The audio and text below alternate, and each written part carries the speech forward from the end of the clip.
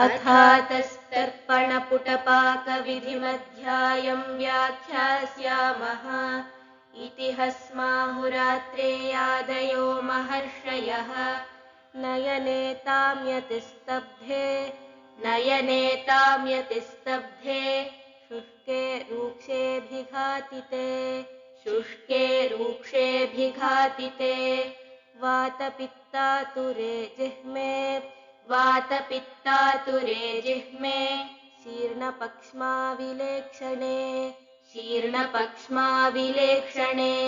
नयनेताम्यतिस्तब्धे शुष्के रूक्षेऽभिघातिते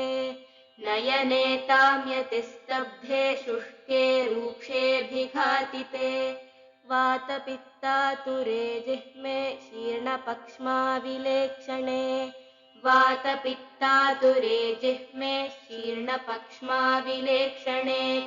नयनेताम्यतिस्तब्धे शुष्के रूक्षेऽभिघातिते वातपित्तातुरे जिह्मे शीर्णपक्ष्माविलेक्षणे नयनेताम्यतिस्तब्धे शुष्के रूक्षेऽभिघातिते वातपित्तातुरे जिह्मे शीर्णपक्ष्माविलेक्षणे कृच्छ्रोन्मीलशिराहर्ष शिरोत्पाततमोऽर्जुनैः स्यन्दमन्थान्यतो वात वातपर्यायशुक्रकैः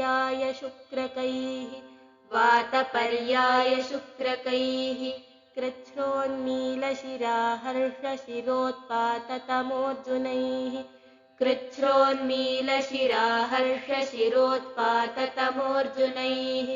स्यन्दमन्थान्यतो वातपर्यायशुक्रकैः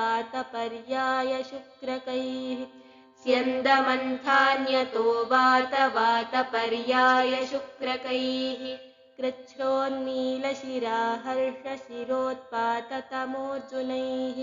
स्यन्दमन्थान्यतो वातपर्यायशुक्रकैः कृच्छ्रोन्मीलशिराहर्ष शिरोत्पाततमोऽर्जुनैः स्यन्दमन्थान्यतो वातपर्यायशुक्रकैः आतुरेशान्तरागाश्रु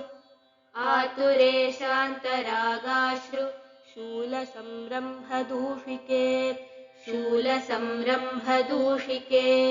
निवाते तर्पणं योज्यं शुद्धयोर्मूर्धकाययोः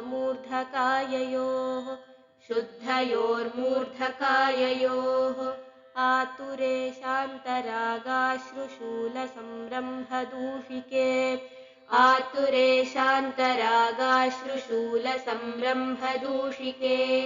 निवाते तर्पणं योज्यं शुद्धयोर्मूर्धकाययोः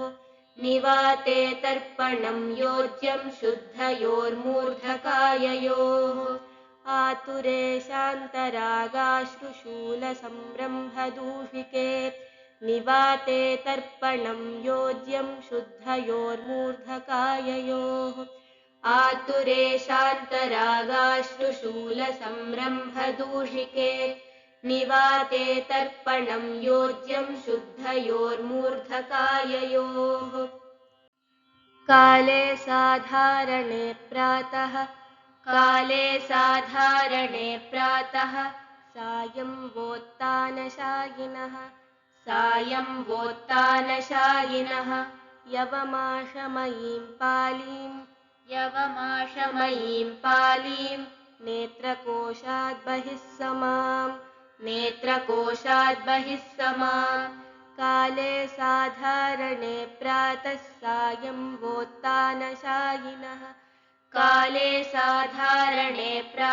सायं वोत्तानशायिनः यवमाशमयीं पालीं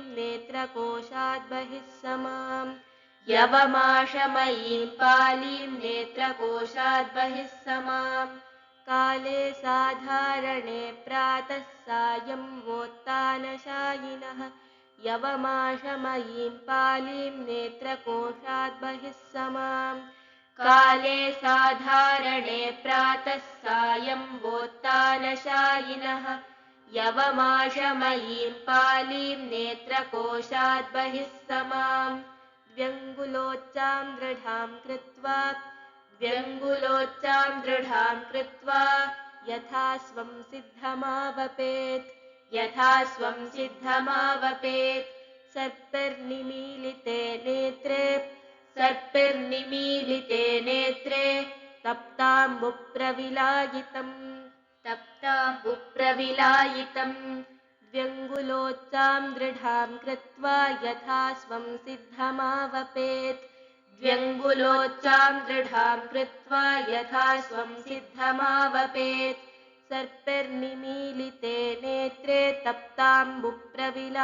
सर्पिर्निमीलिते नेत्रे तप्ताम्बुप्रविलायितम् द्व्यङ्गुलोच्चां दृढां कृत्वा यथा स्वं सिद्धमावपेत् सर्पिर्निमीलिते नेत्रे तप्ताम्बुप्रविलायितम् द्व्यङ्गुलोच्चां दृढां कृत्वा यथा स्वं सिद्धमावपेत् सर्पिर्निमीलिते नेत्रे तप्ताम्बुप्रविलायितम् नक्तान्ध्यवाततिमिर कृच्छ्रबोधादिके वसाम् आपक्ष्माग्रादथोन्मेषम्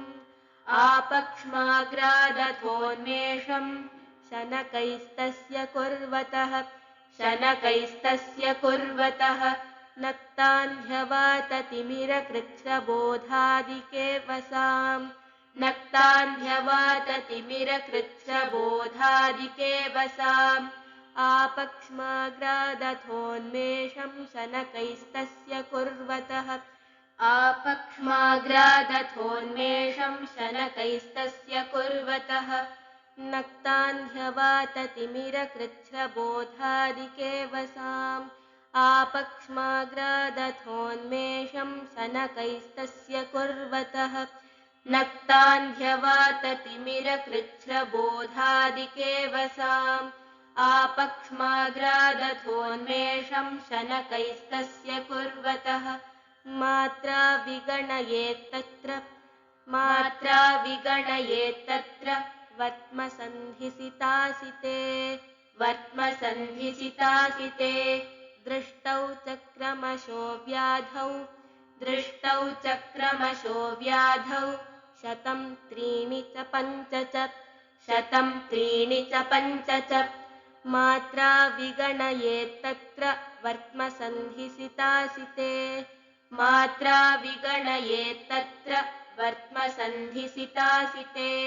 दृष्टौ चक्रमशो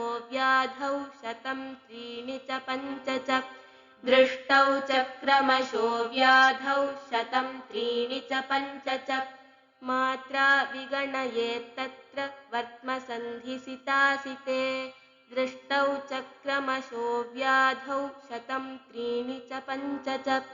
मात्रा विगणयेत्तत्र वर्त्मसन्धिसितासिते दृष्टौ चक्रमशो व्याधौ शतं त्रीणि च पञ्च च शतानि सप्तचाष्टौ च दशमन्थे दशानिले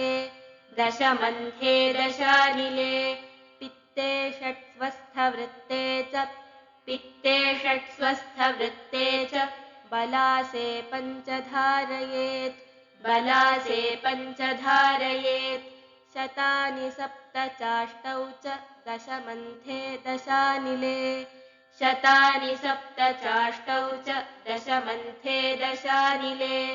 पित्ते षट्स्वस्थवृत्ते च बलासे पञ्चधारयेत्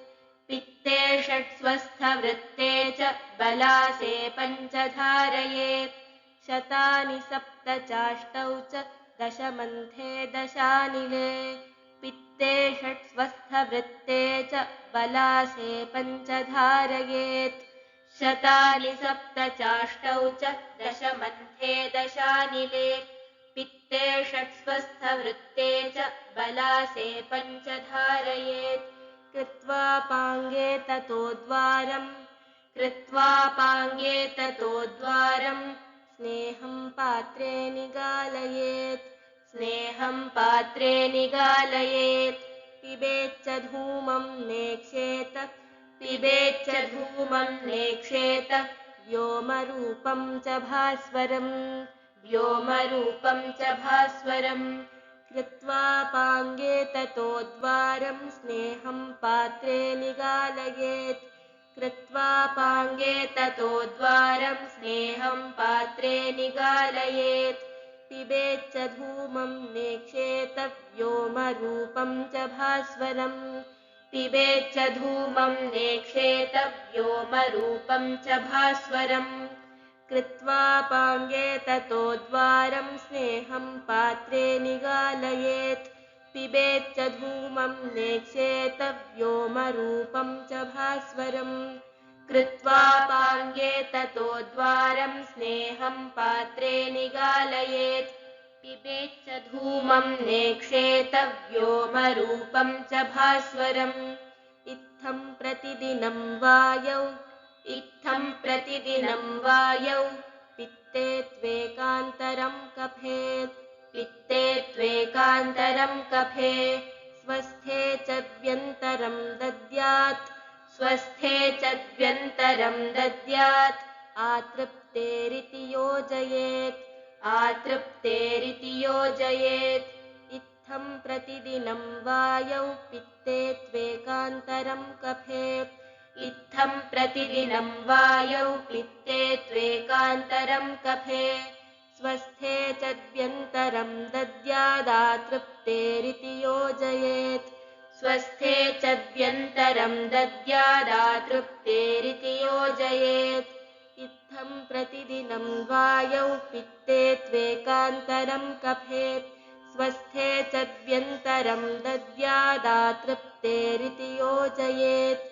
इत्थं प्रतिदिनं वायौ पित्ते त्वेकान्तरं कफे स्वस्थे च व्यन्तरं दद्यादातृप्तेरिति योजयेत् प्रकाशक्षमता स्वास्थ्यं प्रकाशक्षमता स्वास्थ्यं विशदं लघुलोचनं विशदं लघुलोचनं तृप्ते विपर्ययोतृप्ते तृप्ते विपर्ययोतृप्ते अतितृप्ते श्लेष्मजारुजः अतितृप्ते श्लेष्मजारुजः प्रकाशक्षमता स्वास्थ्यं विशदं लघुलोचनं प्रकाशक्षमता स्वास्थ्यं विशदं लघुलोचनं तृप्ते विपर्ययोतृप्ते तितृप्ते श्लेष्मजारुजः तृप्ते विपर्ययोतृप्ते तितृप्ते श्लेष्मजारुजः प्रकाशक्षमता स्वास्थ्यं विशदं लघुलोचनं तृप्ते विपर्ययोतृप्ते तितृप्ते श्लेष्मजारुजः प्रकाशक्षमता स्वास्थ्यं विशदं लघुलोचनं तृप्ते विपर्ययोतृप्ते तितृप्ते श्लेष्मजारुजः स्नेहपीता तनुरिव क्लान्ता दृष्टिर्हि सीदति क्लान्ता दृष्टिर्हि सीदति तर्पणानन्तरं तस्मात् दृग्बलाधानकारिणं स्नेहपीता तनुरिव क्लान्ता दृष्टिर्हि सीदति स्नेहपीता तनुरिव क्लान्ता दृष्टिर्हि सीदति तर्पणानन्तरं तस्मात् दृग्बलाधानकारिणं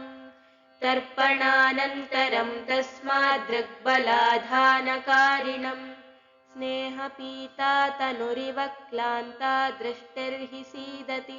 तर्पणानन्तरं तस्मात् दृग्बलाधानकारिणं स्नेहपीता तनुरिव क्लान्ता दृष्टिर्हि सीदति तर्पणानन्तरं तस्मात् दृग्बलाधानकारिणं कुटपाकं प्रयुञ्जीत पूर्वोक्तेष्वेव यक्ष्मसु स वा ते स्नेहनश्लेष्म सहिते लेखनो हितः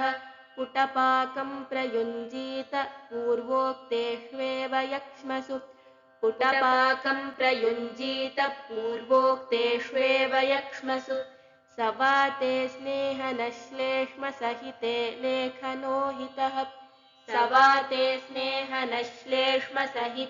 लेखनो हितः पुटपाकं प्रयुञ्जीत पूर्वोक्तेष्वेव यक्ष्मसु स वा ते स्नेहनश्लेष्म सहिते लेखनो हितः पुटपाकं प्रयुञ्जीत पूर्वोक्तेष्वेव यक्ष्मसु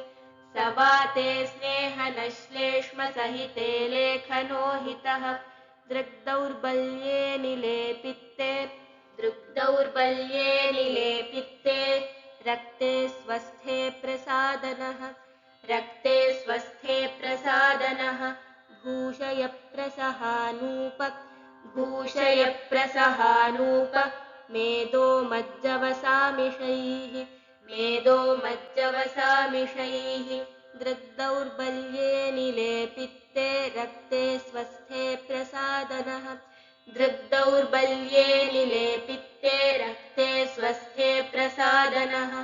भूषयप्रसहानूपमेदो मज्जवसामिषैः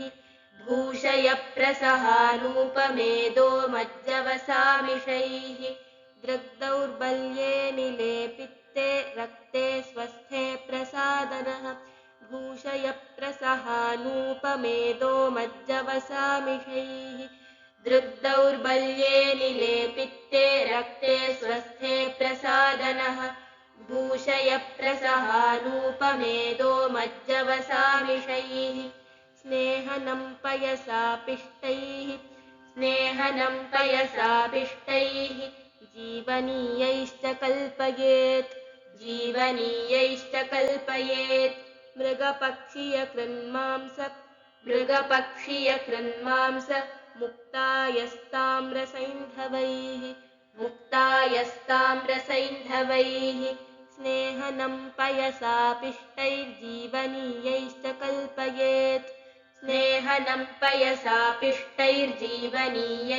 कल्पयेत् मृगपक्षीयकृन्मांसमुक्तायस्ताम्रसैन्धवैः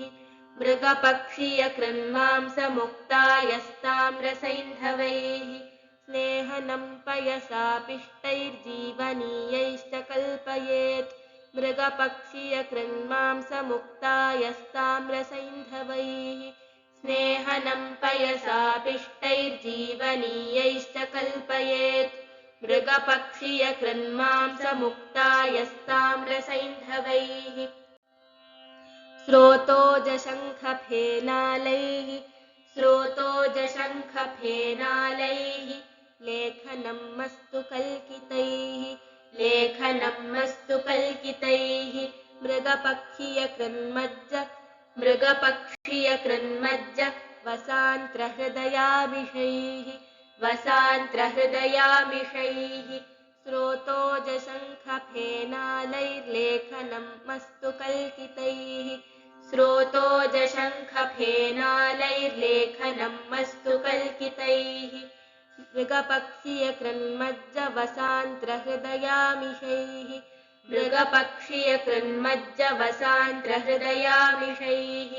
स्रोतोजशङ्खफेनालैर्लेखनं मस्तु कल्कितैः मृगपक्षीयकृन्मज्ज वसान्त्रहृदयामिषैः स्रोतोजशङ्खफेनालैर्लेखनं मस्तु कल्कितैः मृगपक्षीयकृन्मज्ज वसान्त्रहृदयामिषैः मधुरैः सघृतैस्तन्य क्षीरपिष्टैः प्रसादनम्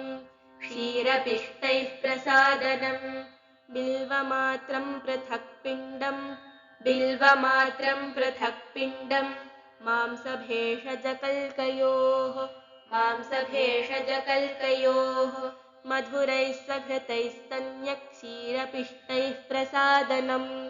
मधुरैः सघृतैस्तन्य क्षीरपिष्टैः प्रसादनम्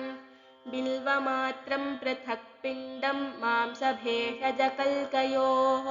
बिल्वमात्रं पृथक् पिण्डं मांसभेषजकल्कयोः मधुरैः सघृतैस्तन्यक्षीरपिष्टैः प्रसादनम् बिल्वमात्रं पृथक् पिण्डं मांसभेषजकल्कयोः मधुरैः सघृतैस्तन्यक्षीरपिष्टैः प्रसादनम् बिल्वमात्रं पृथक् पिण्डं मांसभेषजकल्कयोः उरुबूकवटाम्भोजपत्रैः स्नेहादिषु क्रमात् पत्रैः स्नेहादिषु क्रमात् वेष्टयित्वा मृदालिप्तं धवधन्वनगोमयैः उरुबूकवटाम्भोजपत्रैः स्नेहादिषु क्रमात्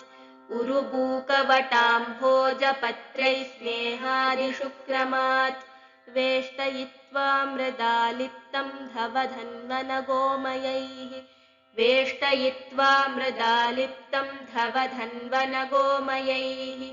उरुबूकवटाम्भोजपत्रैः स्नेहादिषु क्रमात् वेष्टयित्वा मृदालिप्तं धवधन्वनगोमयैः उरुबूकवटाम्भोजपत्रैः स्नेहादिषु क्रमात् वेष्टयित्वा मृदालिप्तं धवधन्वनगोमयैः पचेत्प्रदीप्तैरग्न्याभं पक्वं निष्पीड्य तद्रसं नेत्रे तर्पणवद्युञ्ज्यात् शतं द्वे त्रीणि धारयेत् पचेत्प्रदीप्तैरग्न्याभं पक्वं निष्पीड्य तद्रसं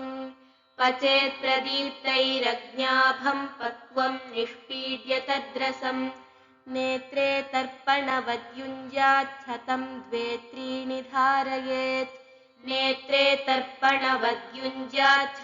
द्वे त्रीणि धारयेत् पचेत्प्रदीप्तैरग्न्याभं पक्वं निष्पीड्य तद्रसं नेत्रे तर्पणवद्युञ्ज्यात् शतं द्वे त्रीणि धारयेत्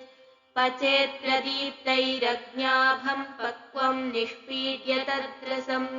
नेत्रे तर्पणवद्युञ्ज्यात् शतं द्वे त्रीणि धारयेत् लेखनस्नेहनान्त्येषु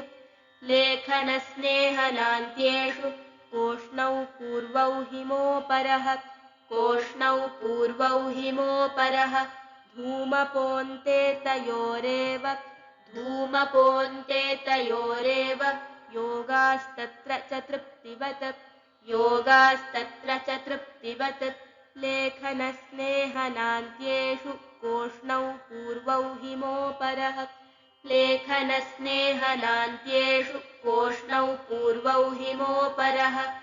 धूमपोऽन्ते तयोरेव योगास्तत्र च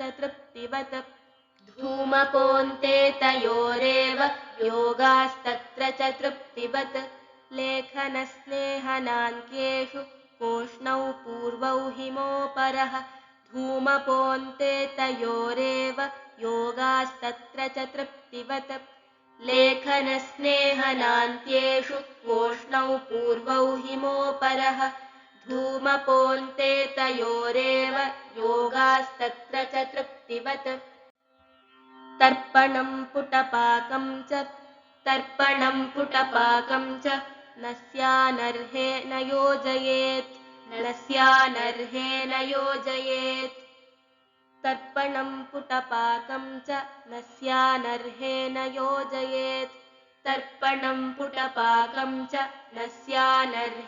योजयेत् यावन्त्यहानियुञ्जीत द्विस्ततो हितभाग् भवेत् मालती मल्लिकापुष्पैः बद्धाक्षो निवसेन्निशाम् यावन्त्यहानि युञ्जीत द्विस्ततो हितभाग् भवेत् यावन्त्यहानि युञ्जीत द्विस्ततो हितभाग् भवेत् मालती मल्लिका पुष्पैर्बद्धाक्षो निवसेन्निशाम् मालती मल्लिका पुष्पैर्बद्धाक्षो निवसेन्निशाम् यावन्त्यहानि युञ्जीत द्विस्ततो हितभाग् भवेत् मालती मल्लिका पुष्पैर्बद्धाक्षो निवसेन्निशाम् यावन्त्यहानि युञ्जीत द्विस्ततो हितभाग् भवेत् मालती मल्लिका पुष्पैर्बद्धाक्षो निवसेन्निशाम् सर्वात्मना नेत्रबलाय यत्नम् सर्वात्मना नेत्रबलाय यत्नम् कुर्वीतनस्याञ्जनतर्पणाद्यैः कुर्वीतनस्याञ्जनतर्पणाद्यैः दृष्टिश्च नष्टा विविधं जगच्च दृष्टिश्च नष्टा विविधं जगच्च तमोमयं जायत एकरूपम् तमोमयं जायत एकरूपम् सर्वात्मना नेत्रबलाय यत्नं कुर्वीतनस्याञ्जनतर्पणाद्यैः सर्वात्मना नेत्रबलाय यत्नं कुर्वीतनस्याञ्जनतर्पणाद्यैः दृष्टिश्च नष्टा विविधं जगच्च तमोमयं जायत एकरूपम् दृष्टिश्च नष्टा विविधं जगच्च तमोमयं जायत एकरूपम् सर्वात्मना नेत्रबलाय यत्नं कुर्वीतनस्याञ्जनतर्पणाद्यैः दृष्टिश्च नष्टा विविधं जगच्च तमोमयं जायत एकरूपम्